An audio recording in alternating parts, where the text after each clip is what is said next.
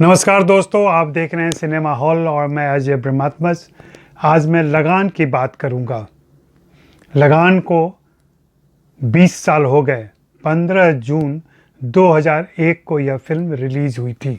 इन 20 सालों में यह फिल्म क्लासिक का दर्जा पा चुकी है और दर्शक इसे बार बार देखने आते हैं। 3 घंटे 42 मिनट की यह फिल्म इन दिनों बन रही फिल्मों से लगभग दोगुनी है। फिर भी इस फिल्म का रोमांच और इस फिल्म का आनंद बार बार देखे जाने के बावजूद बरकरार है। यह आशुतोष गोवारिकर और आमिर खान की एक ऐसी कोशिश है जिसमें दर्जनों कलाकारों ने सहयोग दिया, दर्जनों तकनीशियनों ने सहयोग दिया और इस फिल्म को पूरा किया। मैं बात आगे करूं इसके पहले चाहूँगा कि आप buy me a coffee link पर नीचे जाएं और मेरे लिए कॉफ़ी खरीदें, मेरे साथ रहें। लगान के साथ मेरी अनेक स्मृतियां जुड़ी हुई हैं।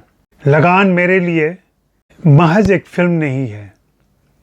मेरी संलग्नता इस फिल्म के साथ, मेरा इन्वॉल्वमेंट एक समीक्षक, एक दर्शक से कुछ ज़्यादा था और वह इसलिए बाद में हो गया क्योंकि मैंने सत्यजीत भटकल की लिखी किताब का हिंदी अनुवाद किया था, ऐसे बनी लगान नाम से। यह पुस्तक कहीं कहीं उपलब्ध है, मेरे पास इसकी प्रतियां हैं। यह नॉर्टनर से भी ई बुक के तौर पर खरीदी जा सकती है। इस पुस्तक का अनुवाद करते समय मैंने महसूस किया कि लगान कितनी मुश्किल फिल्म रही होगी और उसे पूरा करने में आशुतोष, आमिर, उनकी पूरी टीम ने किस प्रकार दिन रात का संघर्ष किया होगा और कच्छ के पास बसे चंपानेर गांव में अपने स्क्रिप्ट को फिल्म का रूप दिया होगा। सत्यजीत भटकल ने इस पुस्तक में जितने विस्तार से फिल्म की मेकिंग की बात की है, एक मुश्किल काम के संपन्न होने की बात की है, वह फिल्म देखने की तरह ही रोचक है।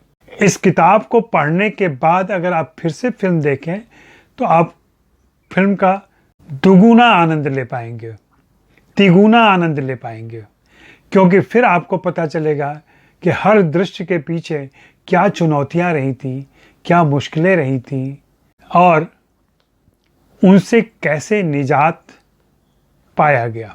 यूं तो यह फिल्म 15 जून 2001 को रिलीज हुई थी, लेकिन सच कहूं तो यह किसी पंचवर्षीय योजना की तरह फिल्म आई थी, क्योंकि 1996 से इसकी शुरुआत हो गई थी। आशुतोष गोवारिकर उसके पहले कुछ फिल्मों का निर्देशन कर चुके थे। उनमें से एक आध फिल्में थोड़ी चल भी गई थी, एक आध नहीं चली थी, लेकिन उन्होंने सोचा और तय किया कि क्यों ना मैं एक ऐसी फिल्म बनाऊं जो मैं वास्तव में चाहता हूं। बाजार के दबाव या किसी अन्य प्रकार के प्रलोभन की वजह से न बनाऊं, बल्कि इसलिए बनाऊं कि मैं खुद बनाना चाहता हूं वह फिल्म। उन्होंने सारे क्लासिक निर्देशकों को याद किया और पाया कि उन सभी ने अपने मन का काम किया था, इसलिए उनकी फिल्में इस दर्जे तक पहुंच पाई, इस ऊंचाई तक पहुंच पाई। लगान बनने के समय जरूर मुश्किल फिल्म लगी होगी, ऐसा भी लगा होगा कि क्या बना रहे हैं हम लोग, लेकिन 15 जून 2001 से जो इसकी यात्रा आरंभ हुई वह लगातार घनीभूत होती जा रही है आनंद के मामले में। इस पुस्तक का अनुवाद करते समय मैं बार बार इस पुस्तक की याद दिला रहा हूं आपको। इस पुस्तक का अनुवाद करते समय मैंने करीब से जाना, एक फिल्म बनाने में सिर्फ लाइट कैमरा एक्शन नहीं होता है। लाइट कैमरा एक्शन के अलावा बहुत सारी तैयारियां होती हैं। उसके बाद ही निर्देशक की सोच, निर्देशक की कल्पना, निर्देशक की धारणा और निर्देशक की स्क्रिप्ट, लेखक निर्देशक की स्क्रिप्ट को पर्दे पर उतारा जाता है, जीवंत किया जाता है। आप लोगों में से कुछ लोगों को मालूम होगा कि इस फिल्म की शुरुआत जब हुई थी, पहली बार जब आशुतोष गोवारिकर ने स्क्रिप्ट सुनाई थी आमिर खान को, तो आमिर ने साफ रिजेक्ट कर दिया था, कहा था कि नहीं, मत बनाओ इसे। आमिर के इस बात का कतई बुरा नहीं माना आशुतोष ने, क्योंकि दोनों दोस्त हुआ करते थे, हैं भी।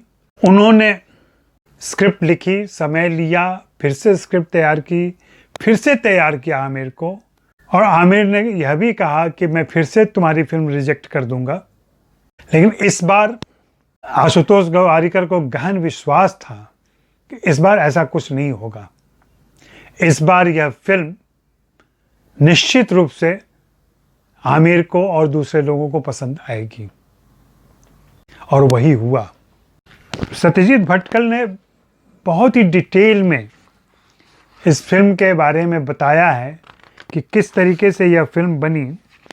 इसके चैप्टराइजेशन सुने, जिससे आपको पता चलेगा कि इस किताब में क्या क्या बातें होंगी। जिंदा रहा विचार, हिम्मत होनी चाहिए, दूसरा चैप्टर है। तीसरा है निर्माता बनने का निर्णय। चौथा है पूरी टीम का एक ही सपना। पांचवा है बड़ी फिल्म बड़ी सोच। छठा है हजारों काम की शुरुआत। सातवां है सपने का सांचा। आठवां है कारगर है उदाहरण। नौवां है नहीं हार मान ले तू। 10वां है 10,000 कलाकार। 11वां है चढ़ाई की चुनौती। 12वां है मंदिर में कन्यादान। 13वां है कच्छ से विदाई। 14वां है विध्वंस और विजय। इन 14 अध्यायों में सत्यजीत भटकल ने बहुत ही रोचक और खूबसूरत तरीके से पूरा आख्यान लिखा है। यह फिल्म के रूप में भी उपलब्ध है, जो नेटफ्लिक्स पर है। आप इस फिल्म को वहाँ भी देख सकते हैं। और फिर मैं जैसा बार बार कह रहा हूँ, उसके बाद आप इस फिल्म का आनंद ले सकते हैं। तो उन्होंने इसका सामूहिक वाचन रखा पूरी यूनिट के साथ, और उन्होंने उसके पहले कास्टिंग फाइनल कर ली थी। कास्टिंग फाइनल करने के बाद उन्होंने यह स्क्रिप्ट सबको सुनाई, और तय हुआ कि इस फिल्म को बनाया जाए। 96 से लेकर के 2001 तक 5 सालों में यह फिल्म धीरे धीरे जाकर पूरी हुई। मेरे पास इस फिल्म को लेकर अनेक यादें हैं। दरअसल जब मैं मेला फिल्म के लिए आमिर खान का इंटरव्यू कर रहा था, तभी आमिर खान ने कहा था कि हम लोग लगान फिल्म की शूटिंग करने जा रहे हैं। तय हो गया था गुजरात के कच्छ में इसकी शूटिंग होनी है। और इस फिल्म ने हिंदी फिल्मों में फिल्म बनाने की पूरी प्रक्रिया बदल दी। अमूमन जिस तरीके से तदर्थ तरीके से, एडॉक तरीके से फिल्मों का काम होता है, जहाँ सब कुछ अनिश्चित रहता है, यहाँ सब कुछ निश्चित था। और इस फिल्म का कोई स्टार नहीं था, सभी कलाकारों को बराबर का दर्जा हासिल था। अगर शूटिंग पर जाने के समय आमिर ने देरी कर दी, कोच में नहीं आए समय पर वे, तो कोच निकल जाती थी, उन्हें छोड़कर निकल जाती थी। फिर बाद में आमिर कोई और इंतजाम करते थे वहाँ पहुँचने के लिए। इस फिल्म की शूटिंग के दौरान A.K. हंगल बीमार पड़ गए, दर्द से कराह रहे थे। रघुवीर यादव लगातार बीमार रहे। आशुतोष गोवारिकर ने बिस्तर पर लेटकर फिल्म के कुछ दृश्यों की शूटिंग की, क्योंकि वे पीठ के दर्द से परेशान थे। लेकिन काम लगातार चलता रहा। यह फिल्म जब बन गई थी तब यह 5.5 घंटे की थी, और तब ऐसा लगा था कि शायद हम लोगों ने कुछ गलत काम कर दिया। फिल्म के यूनिट में उदासी आ गई थी। बाद में आमिर ने अपने प्रोडक्शन टीम से कहा कि भाई क्रिकेट मैच को फिर से शूट करना पड़ेगा। सबके हाथ पांव ठंडे हो गए, क्योंकि वो भारी भीड़ जुटाना और फिर से सबको तैयार करना, इंग्लैंड से, भारत से सभी कलाकारों को बुलाना एक मुश्किल सा काम था। लेकिन बाद में आमिर ने जब क्रिकेट के सारे फुटेज देखे तो उन्हें लगा कि नहीं, शूटिंग करने की ज़रूरत नहीं है, सब कुछ फिल्म के अंदर है और इसी से फिल्म निकल के आ जाएगी। मैं तो फिल्म के एडिटर बल्लू सलूजा की भी तारीफ़ करूँगा, कि उन्होंने जिस तरीके से इस फिल्म की एडिटिंग की है और इसे 3.25 घंटे का होने के बावजूद चुस्त रखा है, इतना चुस्त रखा है कि दर्शकों की नज़रें नहीं हटती हैं।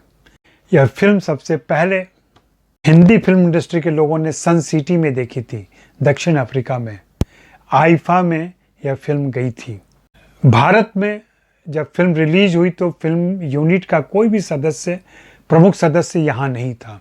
वे जब लौट कर आए तब उन्होंने थिएटर में जाकर इस फिल्म का आनंद लिया। मैंने खुद मलाड के संभवतः न्यू एरा थिएटर में इस फिल्म को देखा था पूरे परिवार के साथ, और मुझे खुद याद है और हैरानी भी हुई थी कि लंबे समय के बाद मैंने थिएटर में लोगों की भीड़, दर्शकों की भीड़ को खड़े होते देखा, उछलते देखा, तालियां बजाते देखा, हर्षोल्लास करते देखा, सीटियां मारते देखा।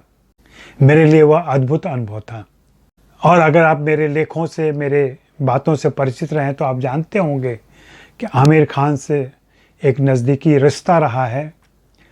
मैं उनके काम की कदर करता हूँ, वे मेरे लेखन की कदर करते हैं और यह रिश्ता घनिष्ठ रहा है। तो आज फिर से मैं 20 सालों के बाद इस फिल्म को याद कर रहा हूँ, आपके साथ शेयर कर रहा हूँ और यह उम्मीद कर रहा हूँ कि आप यह फिल्म फिर से देखेंगे। और चलते चलते याद दिला दूँ कि अगर आप इस पुस्तक को खरीदना चाहते हैं तो मैं नीचे डिटेल्स में इसकी जानकारी दे दूँगा। साथ में बाय मी ए कॉफ़ी का लिंक भी रहेगा, जहां से आप मेरे लिए कॉफ़ी खरीद सकते हैं और इस अभियान में शामिल हो सकते हैं। शुक्रिया, मेहरबानी, धन्यवाद।